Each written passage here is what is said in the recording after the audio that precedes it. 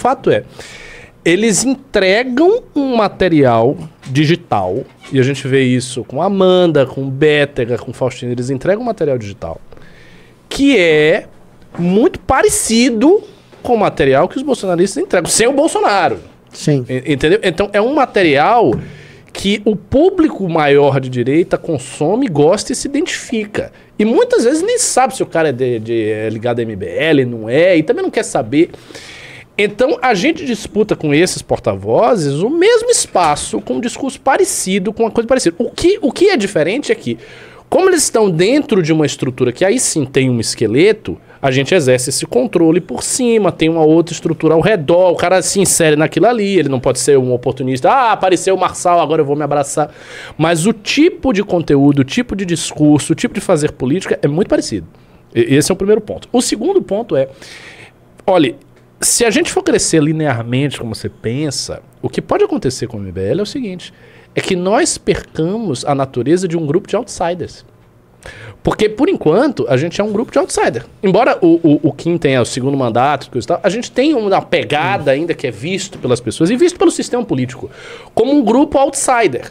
Mas note, nós teremos partido, nós estamos pensando um crescimento linear, a gente pensa fazer política pública séria, a gente pensa, né, colocar pessoas nossas dentro da máquina pública de maneira organizada, pelas produzidas. O que a gente está fazendo no fundo?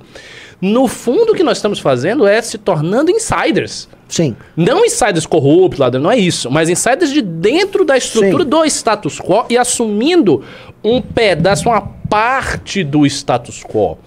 O que eu sinto é que há ainda muita energia por parte de um público que não confia no status quo da política, de apostar no candidato que veio para chutar o pau da barraca. Que é o Marçal. Belíssimo ponto. Quem é o Marçal? Belíssimo. O cara que mete a verdade na cara da galera. Você até fez assim. De propósito, ele faz o M, ele mete a verdade na cara da galera. É o cara que tá contra todos. E todo o sistema tá contra mim. Esse é o discurso que ele faz. Por que esse discurso empolga? Eu tava lendo um livro do Michael Sandel, que é um grande filósofo político, um dos mais influentes do mundo. E ele escreveu um livro sobre o descontentamento da democracia. E ele conta a tradição republicana dos Estados Unidos, ele vai contando assim detalhadamente.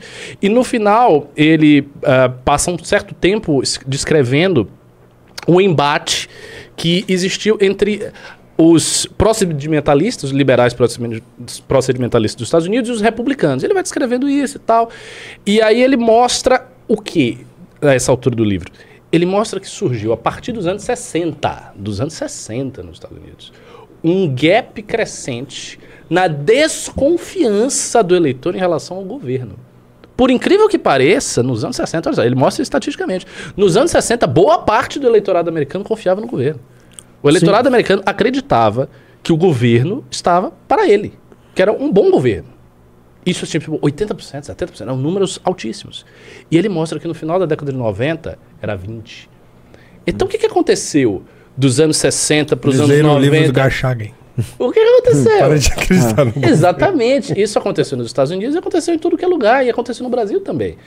Então, quando você tem uma sociedade que olha o status quo político com uma absoluta desconfiança, um nojo e não se sente representado de maneira nenhuma, essas pessoas querem alguém que exploda com tudo. Ao mesmo tempo, nós, como a gente tem compromissos com a política real, a gente não vem com o discurso vamos explodir com tudo. Porque esse é um discurso burro. E porque isso não acontece. E as pessoas não estão explodindo. O Bolsonaro não explodiu com nada. Não tem condição material de explodir com nada. Tá claro isso. Então a gente fica num processo que essas figuras que simbolicamente são muito carregadas, como o Marçal e outros, eles levam essa galera e podem levar. A minha esperança era, sendo bem honesto, que houvesse em 26 uma candidatura muito low profile, a la Tarcísio, que essa candidatura ganhasse, caso a gente não tivesse, né? Que ela ganhasse e que fizesse o público amortizar, diminuir a temperatura. É o que eu queria em 22. Mas aí é que tá. Tinha esse horizonte, porque o Tarcísio era a grande figura, mas não era ninguém da família Bolsonaro, não era nem a Michelle, era o Tarcísio que estava aparecendo. E agora? Que surgiu o Marçal. O Tarcísio é a maior vítima do Marçal. Óbvio. A candidatura, uma possível candidatura do Tarcísio, ela está sendo destruída em praça pública. E me parece que com os bolsonaristas fazendo agora vai. largando o cara. Né? Ontem ele foi na PAN, basicamente defender a hegemonia do Bolsonaro na direita. É isso que ele foi fazer. E os bolsonaristas fizeram assim, olha só o que ele falou lá. Tá. Entendeu? Porque eles também não são bolsonaristas, não são nada. São nada. E tem outra coisa também que eu queria colocar aqui. Essa ideia de que os influenciadores influenciam alguma coisa, isso é outra disfarce. É mentira, não influenciam Os influenciadores, mesmo os grandes gigantes, eles não influenciam. O Nicolas influencia um monte de gente. Não influencia ninguém. O Nicolas não influencia as pessoas, porque o que ele faz é o contrário. É a influência, o que está na mente das pessoas de forma difusa e amorfa, ele produz o conteúdo para atingir isso aí. Sim. Uma vontade que já existe na pessoa. O que já tá lá. Ele é um hub de de vontades alheias. Exatamente. Ele é um nódulo. O discurso já tá lá. Por isso que, por exemplo, quando o Tarcísio chega e fala voto nulo, fica muito ruim pro Nicolas. Por quê? Porque as pessoas vão dizer, você tá com Boulos? Você é comunista? E o comunismo? Porque o grande influenciador da direita, de fato, foi o Olavo. Esse foi o influenciador. Ele criou, o Olavo criou os chavões, os clichês, a estrutura mental dentro da qual todo mundo está operando, inclusive o Marçal. O livro dele sobre o marxismo cultural é um livro olavista. Então, é essa coisa. E como esses chavões e essas estruturas são muito falsas, as pessoas se encaminham por ideias que são muito falsas. Como essa ideia que se você não fizer alguma coisa muito apoteótica, o comunismo vai tomar o Brasil. As pessoas acreditam nisso de verdade. Se você não tiver uma performance muito louca de enfrentamento do sistema, o que te aguarda não é um meio termo, é o Stalin. É isso. O Stalin tá, aguardando na porta ali. O que é um absurdo. Só que se você fala que isso é um absurdo, qual é a resposta do cara? É? Porque você é um comunista. Você é comunista. Você tá com o Boulos, né? Que é comunista. E se você falar, o Boulos não é comunista? Você tá morto. Então assim, não dá nem pra você ser honesto com a pessoa. Na verdade, se você for honesto com a pessoa vai tentar te matar. É terrível. Os pontos que o Ricardo levantou são todos muito, muito reais. É que eu acredito na linearidade simplesmente porque não dá pra não acreditar em outra coisa.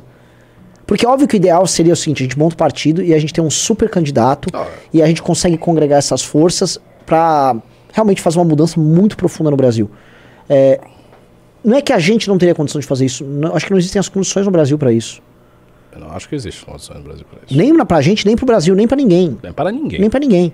Então como não tem essas condições pra ninguém, você tem que estar pronto conforme o tempo passa. E aí eu acho que você tem que ter, sabe, faz um governador, esse governo...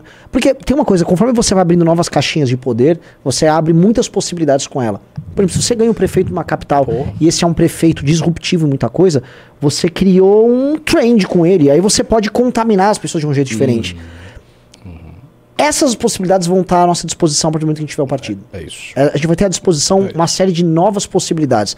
E essas possibilidades, se a gente tiver muitos quadros bons, vão ser quase exponenciais. Aí sim você vai poder criar um negócio. Aí se você tiver um controle ideológico, simbólico desse game e tal, aí você pode começar a pensar como jogar. Só que não dá pra fazer agora. Tipo assim, a gente não vai fazer isso em 26. E acho que em 30 a gente começa a jogar. Só que entre 26 e 30 a gente vai ter que crescer. Muito. Então, como a gente vai crescer entre 26 e 30, sem ser caudatário do próximo picareta em questão? No sentido de, se fosse um Tarcísio, o Ricardo falou perfeito, o Tarcísio seria o seguinte, gente, há um nome consensual de ponta a ponta na direita, do Novo ao MBL, de tipo, pra ganhar do Lula, dá pra apostar nesse cara, esse cara não é um retardado. É isso. E aí, acho que todo mundo ficaria com quem? A gente faria um crescimento linear ali. Sem o Tarcísio, é o Marçal, vamos supor, o candidato é o Marçal. Primeiro que é bem complicado dizer que o Marçal ganharia do candidato do PT num jogo desses, tá? Mas vamos combinar, vamos supor que é ele. Eu acho que positivamente pra gente tem um elemento, e eu falei isso em live, então posso falar sussa disso. O correto pra gente era estar aplaudindo a chegada do Marçal, porque o Marçal rachou o Bolsonaro. O fato da gente estar batendo no Marçal é uma liberalidade que a gente toma em nome da honestidade intelectual. Porque a gente poderia ser meramente maquiavélico e ficar, a gente avisou, né? Ó, o Marçal foi bem ali, hein? E o Tarcísio, o voto nulo. Ih, Tarcísio, o que aconteceu? Virou MBL, a gente podia ficar com esse combate de puta. Mas por que nesse ponto o Marçal só é bom pra gente? Porque eu acho que a direita vai fraturar tanto que vai ser impossível você ficar clamando por uma unidade, porque vai virar um atirando no outro, e eu acho que vai ficar tão caótico que... Como é que eu posso falar? não tá valendo a pena pra ninguém bater nos candidatos nossos. Não sei se você reparou isso na eleição. Ninguém tá batendo muito na gente porque o cara tá preocupado, sei lá, se o Nicolas vai bater nele amanhã. Exatamente. A coisa ficou... Eles estão com medo uns dos outros. É aquela situação robesiana, a guerra de todos contra todos, Isso, todo mundo fica desconfiado. O cara vai entrar na minha casa e vai me esfaquear. Isso. Então você tá evitando arrumar briga, sabe, com o próximo. Ninguém sabe quem é o próximo a sair da caverna com a um M do Marçal na testa e te dar um tiro. Amanhã pode ser o Gil Diniz, ou pode ser, sabe, você não sabe quem vai vir. Então, pra gente, em tese, essa fragmentação é muito boa. Porque tem uma coisa assim, vamos dizer, um Faustino se basta, sabe? O Faustino se basta como figura pública, o Bétega se basta. A gente tá criando uns modelos de liderança que é muito bom, que elas se bastam. O trabalho dele é bom e ele é bom por si só, ele não tá apadrinhado. Exatamente.